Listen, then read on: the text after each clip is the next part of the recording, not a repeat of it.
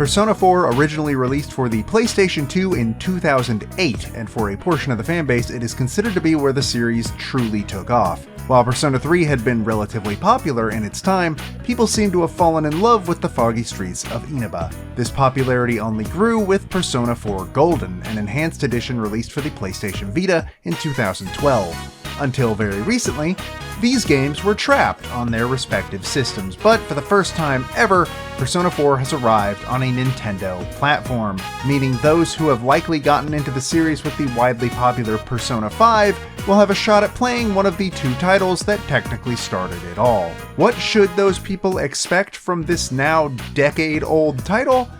To be honest, the smart choice would likely be to keep your expectations in check.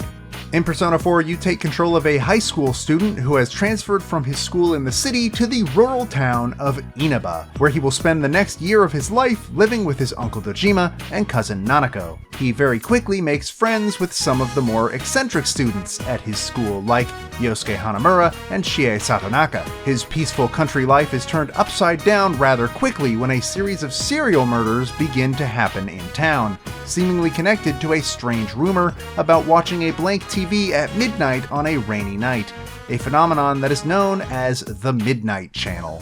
Shortly after, the protagonist and his friends learn they have the ability to enter into TV screens, emerging into a sinister, foggy world full of monsters called shadows. People are being thrown into this world, and with no way to leave, they are killed by the shadows when it becomes foggy in the real world. The group of friends pledge to save anybody who gets thrown into the TV from there on, beginning a supernatural murder mystery that may well be one of the best narratives the RPG genre has to offer. Gameplay in Persona 4 is split into two parts, the first being everyday life.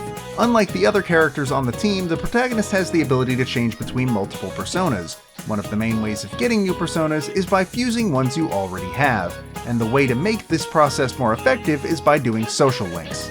Throughout the game, you will encounter characters, including those in your party, who you can get to know through a 10-part story of their own.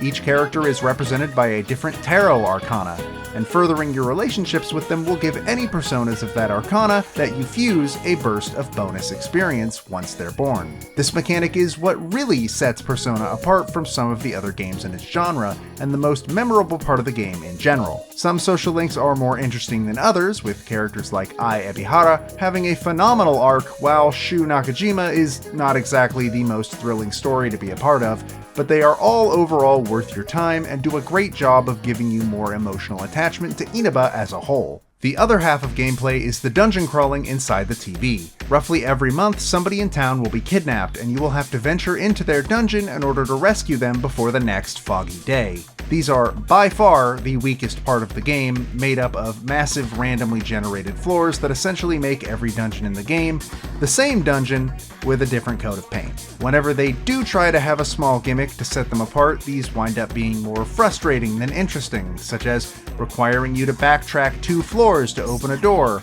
or causing your camera to jolt in another direction every time you step into an intersection. Combat is overall intuitive and well put together, but it's still not without its problems.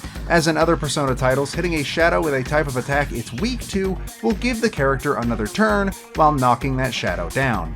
If all shadows are knocked down, the party can initiate an all-out attack to inflict massive damage. If a downed enemy is hit with their weakness a second time, they will become dizzy and be forced to skip their next turn.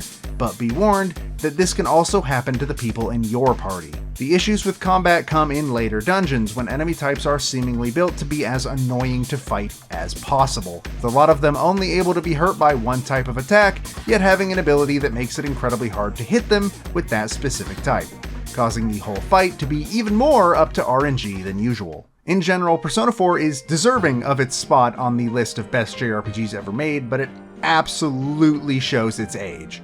Those coming from Persona 5 will likely find many of the systems they're familiar with are present, but in a much clunkier fashion.